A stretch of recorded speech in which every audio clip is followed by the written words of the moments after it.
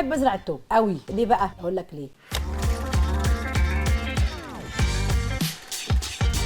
هاي يا نجلاء. هاي اهلا وسهلا. جاي لك النهارده عشان اعرف منك سر طشه التوم بتاعتك اللي ريحتها بتجيب اخر الشارع، بتعملي ايه؟ اولا بحب ازرع التوم قوي، تطلع احلى نتيجه توم في الدنيا. ليه بقى؟ اقول لك ليه. اي حاجه بتتقطف في ساعتها غير لما تجيب من السوق نهائي. اي حاجه بتاكلها من الارض او اللي انت زرعه بيختلف تماما عن لما تجيبه من السوق. ليه بقى؟ في السوق بيقطف من الارض، بيروح لغايه السوق، يروح للتجار، ومن التاجر للتاجر للتاجر للتاجر، على ما يجي لك هتلاقي فقط كتير جدا من العصاره بتاعته وريحته وطعمه اختلاف تام.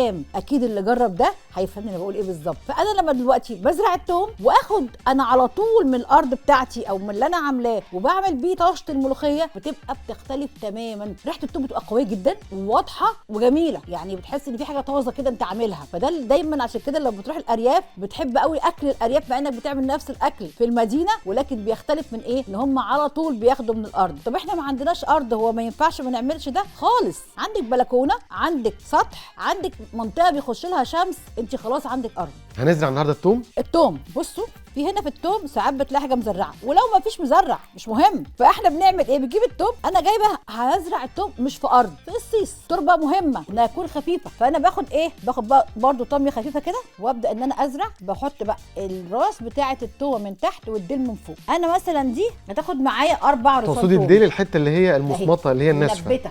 بصوا بقى، ادي كده فص التوم واروح ايه؟ غرزها كده. السيس زي ده هيطلع لي 4 رصان من التوم. اهو بصوا كده اهي، الناحيه اللي فوق دي كده. بيطلع في مده قد ايه يا نجلاء؟ ده بيقعد حوالي، عشان تطلع منه راس توم بياخد حوالي شهرين لا 4 اوان زراعته امتى؟